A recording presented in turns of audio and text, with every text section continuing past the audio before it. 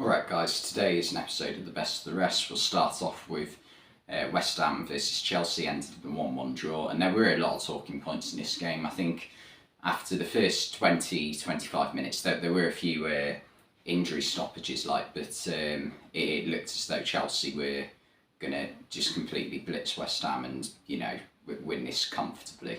And it looked like Chelsea, finally clicked into gear after a very sort of tough start to the season so far, and that wasn't the case. They got their goal to go ahead. João Felix scoring it. It was a brilliantly worked goal. Really good pass from Enzo Fernandez, who has been really impressive since making his debut last week. In both games he's played well, and it was a tidy finish from Felix as well. He had scored an offside goal a few minutes before that, where I think it was a case of the pass needed to be played earlier.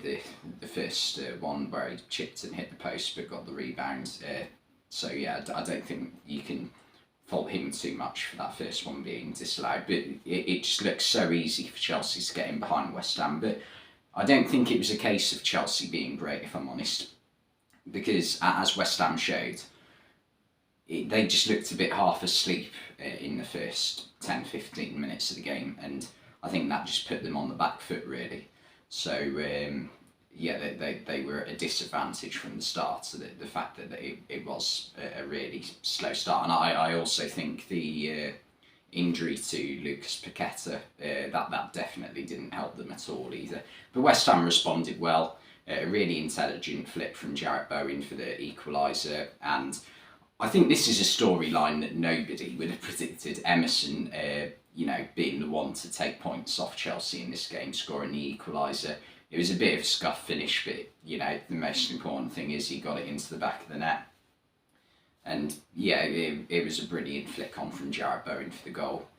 And from then on, West Ham just kept up this momentum, and it was quite an even game from then on. Both teams having chances.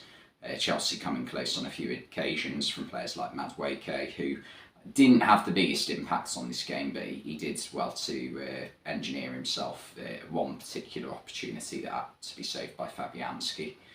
And West Ham did think they had gone ahead briefly from Thomas Souček from a set piece, but it was correctly disallowed. Declan Rice was just offside for the initial header before Souček put the rebound in. And the one big controversy for this game was obviously Conor Gallagher, who came off the bench. His shot at the end, I don't think it was going in, to be honest. I think Fabianski probably just about has it covered. But Souček, you look at it and you think Souček has done well to make it look like he's fallen over. But at the same time, why Souček fallen over? Because he is a good 3 or 4 yards away from the ball at least, so it's not like he's slid in to try and block it, but it almost is as if he's just fallen backwards. And I don't think he needs to put his hand there, because when you fall down on your sides like he sort of has done, he's sort of fallen on this bit here. You don't need to stick an arm out. It's not necessary. You can fall on that and it's not going to hurt. But he puts his arm out right in the direction of the ball. So for me, that's got to be a penalty. I think Chelsea were hard done by in that instance. But I think Chelsea did have enough chances though throughout the game to be able to win this game. And it's still a case of Graham Potter hasn't found his best 11 yet, and I don't think having a front four of Felix, Mudryk, Havertz and Madueke is the answer. I just think that's a bit imbalanced, and that there isn't there's not someone in the centre of it. None of these players are going to play the number 10 role, really. I don't think anyway. And that's why I think West Ham were able to get back into this game, because I think they felt as though the engine that Declan Rice and Thomas Souček had could just about overpower what Chelsea had in midfield with Enzo Fernandez and Ruben Loftus-Cheek. And then in the Saturday tea time kickoff, it was a bit of a frustrating game to watch in Bournemouth versus Newcastle.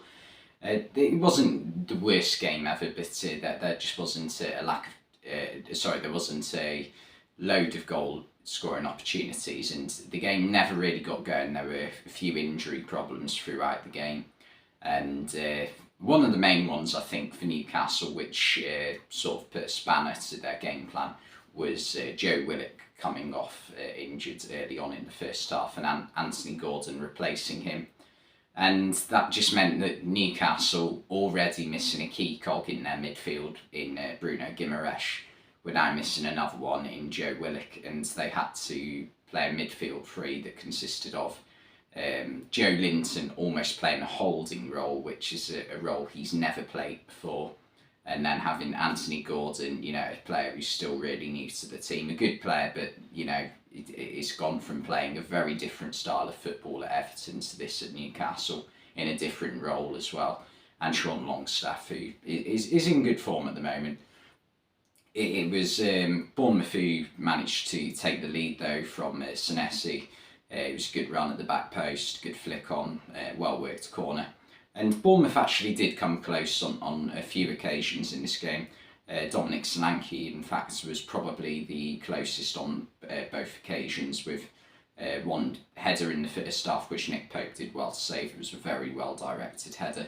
And the chance he had at the end to win the game comes from defensive sloppiness from Newcastle, which was another theme for Newcastle in this game. I've noticed Dan Burn over the past couple of games. I don't think he's been at quite the level he has been throughout the first 5-6 months of the season. So hope he'll be hoping that he can put a stop to that. But it was Kieran Trippier who saved the day a little bit after Traore, who I thought had a brilliant game for Bournemouth, new signing obviously in January, and if he continues to put in performances like that, he will do a great help for his team, because it was a very good performance playing in behind Dominic Solanke, and it's something that Bournemouth haven't really had this season, I don't think. A creative player in like a number 10 role. Usually it's been someone like Philip Billing, who at times this season has had games where he's played really well. I think in like September or October time, when Gary O'Neill first took over, he went on a run of games where he couldn't stop scoring. And but the goals have dried up a little bit recently since the World Cup, and they needed someone a bit more creative, I feel, especially with Tavernier being out for a while. And I think Tavernier's just come back as well, so that gives them another option as well. But Traore looked really good, and Solanke, you can argue he shouldn't have tried the flick, but I think it came onto him quite well to do the flick. And on another day, he gets lucky and it just goes past the legs of Pope and Trippier. But Trippier just used his experience and he positioned himself really well on the line and kept his calm when he first manages to block it to be able to clear it. But the Newcastle equaliser just before half time from Almiron, it was a really good strike from Sean Longstaff. I don't think if Longstaff was in the form that he is right now, I don't think if he wasn't, I must have messed up. I don't think that if Longstaff wasn't in the form he's in right now, he would have taken that shot on, because it's not what we've seen from him throughout his Newcastle career, but he's got a lot of confidence, and it was a good strike, forced a save out of Neto, and he could only parry it straight into the path of Almiron. And when it came to Almiron, I wasn't sure whether he was going to score, because as good as Almiron's been at times this season, well, I say at times, he's been brilliant throughout pretty much the whole season so far. But as many like wonder goals as he has scored, he does occasionally miss an easy opportunity still, I've noticed that. And I think Newcastle fans will agree with me on that, but he didn't make any mistakes on this occasion, put it in the back of the net. And that was enough to draw Newcastle level, but they just didn't really do enough to get a winning goal. They couldn't create many opportunities that you felt as though, he's got to score that. I don't think there was many occasions like that. And then the final game I wanted to cover today was Man United managing to get all 3 points away at Leeds at Elland Road. And it wasn't a great performance from Manchester United. I think that has to be said, to be honest. I thought Leeds were the better team. United in the first 70 minutes of the game, I think they only really had one clear opportunity, and that was Bruno Fernandes's one-on-one versus Meslier after Verba lost the ball cheaply right at the end of the half, and Meslier had to sort of bail him out a little bit. But like for the first hour or so of the game, it was, I'm not going to say one-way traffic, but Leeds dominated. They should have scored, and this has been Leeds like summed up all like in one game their entire season, because they just played really well, created quite a few opportunities, didn't take any of them. Somerville had an opportunity to score, but probably at least one. Same for Jack Harrison, and like they just had many opportunities and didn't take any of them, and that is Leeds all over this season, I think. I think the only player who I felt a little bit disappointed with was possibly Willie Gnonto, actually, and he's been in brilliant form recently. But I thought Diogo Dalot dealt with him quite well, and he was kept quite quiet. It didn't have many moments where he was able to get on the ball and get a shot off. He did put a couple of decent crosses in, but he didn't have the same impact that he sometimes does. But he's still a very young player, so I think you can definitely allow that every now and again. But Leeds needed to take one of their opportunities in this game, and they didn't. And 20 minutes to go, United make a few changes, bringing on players like Garnacho. Garnacho managed to score the second, but the first one came from Marcus Rashford. Brilliant header, brilliant cross as well from Luke Shaw. And I think Luke Shaw on the quiet has been a player who has been having a brilliant season, because he started centre back again in this game, and to me he looked like the better centre back out of the two, because Harry Maguire just had a poor game. There was so many times in this game where he'd have the ball just inside his own half, or like maybe about 10 yards away from his box. Try to pick a pass out and just play it straight into a Leeds midfield on the centre of the pitch, and then they can just start another attack. So it wasn't good enough from Maguire, but I think you can give him a little bit of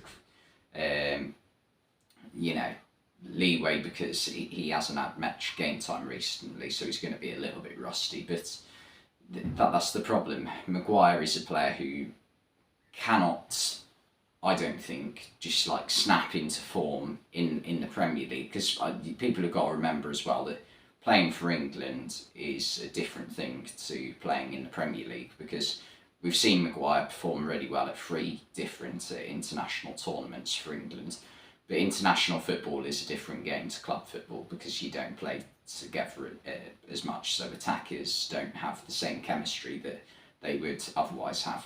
So I think Maguire gets found out in the Premier League when he hasn't had a consistent run of games to get him up to speed. But Luke Shaw was really good. It was brilliant cross for Rashford's header, and Garnacho got the second to sort of kill the game off. But Leeds, they had to win this game with how they played. Just not good enough in terms of finishing. I think the next game they've got to give Jorginho Ruta an opportunity, because Bamford doesn't score consistently enough anymore. I don't think he had a really good season the year that Leeds did get promoted into the Premier League, but over the past 18 months or so, when he's been fit, and that's been rare, he has been very wasteful in front of goal for Leeds. I think that has to be said. So they've got to give Ruta an opportunity. He's looked good in the minutes he's had on the pitch. But the other thing I would say is I think this midfield duo of Tyler Adams and Weston McKennie does work. It's definitely made a difference since McKennie's come into the team.